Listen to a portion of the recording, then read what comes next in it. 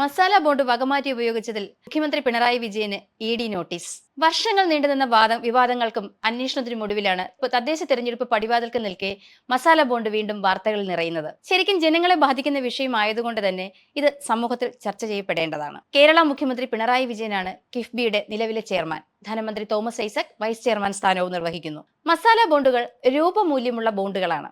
ഡോളറുകൾക്കോ പ്രാദേശിക മൂല്യത്തിനോ പകരം ഇന്ത്യൻ കറൻസിയിൽ പണം സ്വരൂപിക്കുന്നതിനായി വിദേശ വിപണികളിൽ ഒരു ഇന്ത്യൻ സ്ഥാപനം പുറപ്പെടുവിക്കുന്ന കടപ്പത്ര ഉപകരണമാണിത്. കിഫ്ബിയുടെ മസാല ബോണ്ട് ഇടപാടിൽ മുഖ്യമന്ത്രി പിണറായി വിജയൻ അടക്കമുള്ളവർക്കെതിരെ എൻഫോഴ്സ്മെന്റ് ഡയറക്ടറേറ്റ് കാരണം കാണിക്കൽ നോട്ടീസ് നൽകിയ വാർത്ത പുറത്തുവരുമ്പോൾ ഇന്നോളവും അഴിമതികളുടെ പെരുമഴ കേട്ട് മടുത്ത ജനങ്ങൾക്ക് പുതുമയൊന്നും തന്നെയില്ല. ഫെമ ചട്ടലംഘനം കണ്ടെത്തിയെന്ന് ചൂണ്ടിക്കാട്ടിയാണ് ഇ.ഡി അഡ്ജുഡിക്കേറ്റിംഗ് അതോറിറ്റിക്ക് കാരണം കാണിക്കൽ നോട്ടീസ് നൽകിയിരിക്കുന്നത്. മുൻ ധനമന്ത്രി Thomas Isaac, KIIFB CEO K M. Abraham എന്നിവർക്കും നോട്ടീസ് നൽകിയതായാണ് നമുക്ക് വിവരം ലഭിക്കുന്നത്. നീണ്ട അന്വേഷണത്തിനൊടുവിലാണ് അഡ്ജുഡിക്കേറ്റിംഗ് അതോറിറ്റിക്ക് മുൻപാകെ ഇ.ഡി പരാതി സമർപ്പിച്ചത്. മസാല ബോണ്ട് വഴി സമാഹരിച്ച പണം അടിസ്ഥാന സൗകര്യ വികസന പദ്ധതികൾക്ക് വിനിയോഗിച്ചത് ഫെമ ചട്ടലംഘനമെന്നാണ് ഇ.ഡിയുടെ കണ്ടെത്തൽ. പ്രളയാനന്തര അടിസ്ഥാന സൗകര്യ വികസനം ഉൾപ്പെടെ ലക്ഷ്യം വെച്ചായിരുന്നു 2019 കിഫ്ബി മസാല ബോണ്ട് ഇറക്കിയത്. CAGയും ഇ.ഡിയും നേരത്തെ തന്നെ അസ്വാഭാവികതയും നിയമലംഘനവും ചൂണ്ടിക്കാട്ടിയിരുന്നു. എന്നാൽ റിസർവ് ബാങ്കിന്റെ അനുമതി ഉണ്ടെന്നായിരുന്നു സംസ്ഥാന സർക്കാർ വാദം. ഏതിനും വാദങ്ങൾ നിരത്താൻ ഇവർക്ക് പ്രത്യേകിച്ച് പഞ്ഞമൊന്നുമില്ലല്ലോ.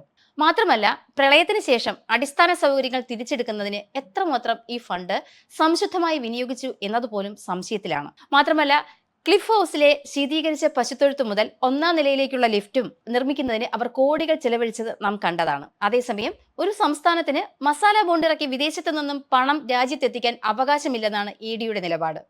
അന്വേഷണത്തിന്റെ ഭാഗമായി കഴിഞ്ഞ വർഷം തോമസ് ഐസക്കിന് 2 തവണ ഇ.ഡി സമൻസ് അയച്ചിരുന്നു. കിഫ്ബി ഹാജരാക്കിയ രേഖകളടക്കം പരിശോധിച്ചാണ് ചട്ടലംഘനം നടന്നുവെന്ന ഇ.ഡിയുടെ കണ്ടെത്തൽ. 2019 9.72% പലിശയ്ക്കാണ് ലണ്ടൻ സ്റ്റോക്ക് എക്സ്ചേഞ്ചിൽ നിന്നും മസാല ബോണ്ട് ഇറക്കി 2150 കോടി സമാഹരിച്ചത്. 2019 ജനുവരി 17 മുഖ്യമന്ത്രിയുടെ അധ്യക്ഷതയിൽ ചേർന്ന യോഗമാണ് ബോണ്ട് ഇറക്കാനുള്ള നടപടികൾ പൂർത്തിയാക്കാൻ തീരുമാനിച്ചത്. അന്വേഷണത്തിന്റെ ഭാഗമായി നേരത്തെ തന്നെ 2 തവണ അന്നത്തെ ധനമന്ത്രിയായിരുന്ന തോമസ് ഐസക്കിന് ഇ.ഡി നോട്ടീസ് നൽകിയിരുന്നു. എന്നാൽ രാജ്യാന്തര ശ്രദ്ധ നേടിയ ബിരിയാണി ചെമ്പിലെ സ്വർണ്ണക്കടത്ത് മുതൽ എത്രയെത്ര വിവാദങ്ങൾ കേരളം കണ്ടിരിക്കുന്നു. ഇതുമായി ബന്ധപ്പെട്ട് കെ മുരളീധരൻ MP എന്നൊരു അഭിപ്രായം പറഞ്ഞിരുന്നു. മുഖ്യമന്ത്രിക്ക് ഇ.ഡി നോട്ടീസ് ഇടയ്ക്കിടെ കിട്ടാറുണ്ട്. പിന്നീട് കുറച്ച് പേടിപ്പിക്കും, അതിനുശേഷം അതങ്ങ് കെട്ടടങ്ങും.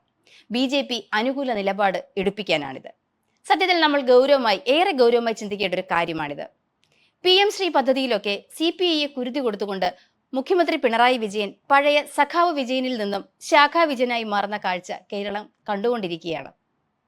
അഴിമതികൾ ഒന്നിനു പിറകെ ഒന്നായി ഘോഷയാത്ര നടത്തുമ്പോൾ വെടിക്കെട്ട് നടത്തുന്നത് പോലെ ഇ.ഡി നോട്ടീസ് വരും പോകും.